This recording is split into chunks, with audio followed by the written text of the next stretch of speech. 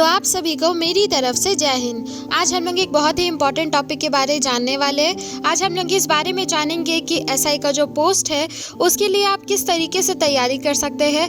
SI means दरोगा का post के लिए आप किस तरीके से इजीली वे में तैयारी कर सकते हैं। ऐसा कौन सा तरीका है, ऐसा कौन सा टिप्स है जिसको फॉलो करते हुए आप इसका तैयारी कर सकते हैं, इस बारे में आज हम लोग इस वीडियो में जानेंगे। तो ज़रूर से आप इस वीडियो को पूरा एंड तक देखिएगा, क्योंकि आई नो कि आपके लिए काफ़ी ज़्यादा यूज़फुल होने वाला है। इसीलिए ज़रूर से इस वीडियो को पूरा एंड तक देखिएगा। ये देखने से ही आपका बहुत सारा प्रॉब्लम का आपको सोल्यूशन भी मिल जाएगा। सो दैट्स वाई एंड तक देखना मत भूलिएगा, कहीं पे भी स्किप मत कीजिएगा और जितना हो सके उतना शेयर कीजिए अपने दोस्तों के साथ और लाइक सब्सक्राइब एंड शेयर भी ज़रूर से कर दीजिएगा अगर आप चैनल पे नए हैं तो यहाँ पे देखिए, यहाँ पे लिखा हुआ है कि दरोगा परीक्षा की तैयारी के लिए आपको पाठ्यक्रम के अनुसार सामान्य ज्ञान, गणित, तर्क शक्ति और हिंदी जैसे विषयों पर ध्यान देना होगा। साथ ही एक शारीरिक दक्षता यानी दौड़ कूद आदि और मॉक टेस्ट का भी अभ्यास करना होगा। पिछले साल के प्रश्न पत्रों को हल करके और एक मजबूत स्टडी प्लान बना के आप बेहतर तैयारी कर सकते हैं। बिल्कुल सही बात है। देखिए, यहाँ पे हम आपको आज कुछ ऐसे इंपॉर्टेंट सब्जेक्ट्स के भी बारे बताएंगे जो आपका काफ़ी ज़्यादा यूज़फुल होगा। आपको उस पर सबसे ज़्यादा ध्यान देना है, तो इसीलिए ज़रूर से आप देखिएगा पूरा वीडियो को। यहाँ पे लिखा हुआ है कि जो सब्जेक्ट्स उस एग्ज़ाम में आते हैं वो सारा सब्जेक्ट्स का आपको तैयारी करना होगा अच्छे से। कुछ मॉक टेस्ट भी देना होगा और मॉक टेस्ट के अलावा मतलब प्रीवियस ईयर का क्वेश्चन आप सॉल्व कर लीजिएगा। उसके अलावा आपको कुछ अपना शारीरिक भी ध्यान देने का बहुत ज़रूरत है, क्योंकि यहाँ पे वो भी रिक्वायरमेंट में होता है, इसीलिए ठीक है। तो आप देखिए, यहाँ पे बिल्कुल डिटेल में लिखा हुआ है, एक प्रभावी स्टडी प्लान बनाएं, हर विषय के लिए एक निश्चित समय निर्धारित करें और एक सटीक अध्ययन योजना बनाएं। एक दिनचर्या तय करें और उसका सख्ती से पालन करें। बिल्कुल सही बात है। देखिए, सबसे पहले और सबसे इम्पॉर्टेंट चीज़ होता है यहाँ पे कि आपका एक स्टडी प्लान होना चाहिए। अब स्टडी प्लान मतलब ये होता है कि आपको वीक में जैसे 7 डेज़ होते हैं, तो 7 डेज़ में आपको क्या क्या करना है, किस दिन कौन सा सब्जेक्ट को लेकर के चलना है और किस दिन आपको मॉक टेस्ट देना है, कितना बजे मॉक टेस्ट देना है, ये सब चीज़ों का आपको प्लान बनाना बहुत ज़रूरी होता है। इसीलिए ज़रूर से पहले सबसे पहला और सबसे फर्स्ट काम आप यही कीजिए। और जब आप स्टडी प्लान बना लेंगे तब आप नोटिस करेंगे कि उससे सबसे ज़्यादा आपको मदद मिला है, क्योंकि ये क्या होता है ना, ये आपको समझ में आता है कि आपको कौन सा दिन क्या चीज़ पढ़ना है। तो उससे क्या होता है कि दिमाग में आपका ज़्यादा मेसी नहीं हो जाता है। तो इसीलिए ज़रूर से एक स्टडी प्लान सबसे पहले बनाइए, उसके बाद ही फिर पढ़ाई स्टार्ट कीजिए, ठीक है। तो अब देखिए, यहाँ पे हम लोग बात करेंगे कुछ ऐसे सब्जेक्ट्स की जो कि बहुत ही ज़रूरत है। यहाँ पे आपको इसको समझने का बहुत ज़रूरत है, क्योंकि ये आपका डेफिनेटली ये सब तो होता ही है और इतना सारा सवाल तो आपसे किया ही जाएगा। जैसे कि सबसे फर्स्ट में है सामान्य ज्ञान। सामान्य ज्ञान मतलब जनरल नॉलेज। जनरल नॉलेज में आपका करंट अफेयर्स डेफिनेटली आता है। करंट अफेयर्स को स्ट्रॉन्ग करने के लिए आपको क्या करना होगा, न्यूज़पेपर पढ़ना होगा। न्यूज़पेपर पढ़ने के साथ साथ डेली न्यूज़ देखना होगा, ठीक है। हर दिन का अपडेट लीजिए, नोट कीजिए। जैसे जैसे नोट करेंगे वैसे वैसे आपका और भी जो समझने का पावर है वो बढ़ेगा, तो इसीलिए नोट करना मत भूलिएगा। हर दिन का पेपर ज़रूर से पढ़िएगा। पेपर पढ़ना बहुत ज़रूरी होता है। आपको हर समय हर एक दिन का आपके पास खबर होना चाहिए, स्पोर्ट्स को लेके और राजनीतिक को लेके, हर चीज़ों को लेके आपको पूरा नॉलेज होना चाहिए, ठीक है। तो उससे क्या होगा, आपका करंट अफेयर्स भी स्ट्रॉन्ग हो जाएगा। सेकंड में है आपका मैथ्स। मैथ्स तो बहुत ही इंपॉर्टेंट है और सबसे ज़्यादा ध्यान देने वाला सब्जेक्ट्स है। देखिए, मैथ्स कोई टफ़ नहीं है, मैथ्स टफ़ नहीं होता, लेकिन इम्पॉर्टेंट बहुत होता है, क्योंकि सबसे ज़्यादा लोग गलती यहीं पे करते हैं। तो इसीलिए मैथ्स पे ज़रूर से ध्यान दीजिएगा और सबसे ज़्यादा ध्यान दीजिएगा। बाकी सब चीज़ों को तो आप एक बार शायद समझ के सीख भी लेंगे, लेकिन मैथ्स में आपको थोड़ा ज़्यादा ध्यान देने का ज़रूरत होता है। इसीलिए मैथ्स में ज़रूर से ध्यान दीजिएगा।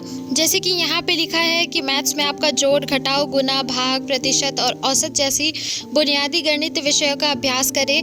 मतलब कि कुल मिलाकर के आपको ये बताया गया है कि मैथ्स में आपको डिवीज़न, सब्ट्रैक्शन, एडिशन, ये सब चीज़ों को तो स्ट्रॉन्ग करना ही है। स्ट्रॉन्ग करने के साथ साथ इम्पॉर्टेंट होता है एनसीईआरटी। आप एनसीईआरटी को अगर अच्छे से पढ़ लेंगे, क्लास 8 से लेकर के 10 तक का मैथ्स को अगर आप अच्छे से पढ़ लेंगे तो आई थिंक आपको बहुत ज़्यादा चीज़ क्लियर हो जाएगा। तो इसीलिए एनसीईआरटी को ध्यान में रखते हुए ज़रूर से आप इसका तैयारी कीजिए एनसीईआरटी को फॉलो करते हुए, ठीक है। तो अब देखिए यहाँ पे है आपका रीजनिंग में एक बहुत ही इंपॉर्टेंट चीज़ और बहुत ही इंपॉर्टेंट टॉपिक तो आप लोग जानते ही होंगे। आई थिंक सबसे ज़्यादा जो होता है ना क्वेश्चंस, उसमें आपका ब्लड रिलेशन का क्वेश्चन ही सबसे ज़्यादा होता है, इसीलिए ब्लड रिलेशन को स्ट्रॉन्ग कीजिए। उसके अलावा देखिए जैसे दिशा ज्ञान, पहेलियाँ, ये सब भी 2-3 ऐसा टॉपिक होता है जिससे ज़्यादातर क्वेश्चन आता है, इसीलिए वो तीनों टॉपिक को आपको अच्छे से कवर करना है, ठीक है। उसके बाद 4th में है आपका हिंदी में आपको दोनों ही चीज़ों को कवर करना है, हिंदी का थ्योरी भी और व्याकरण भी, ठीक है, दोनों को कवर करना है। जिसके साथ साथ आप देखिए यहाँ पे लिखा है शब्दावली, वाक्य संरचना और समझने की क्षमता को मजबूत करें।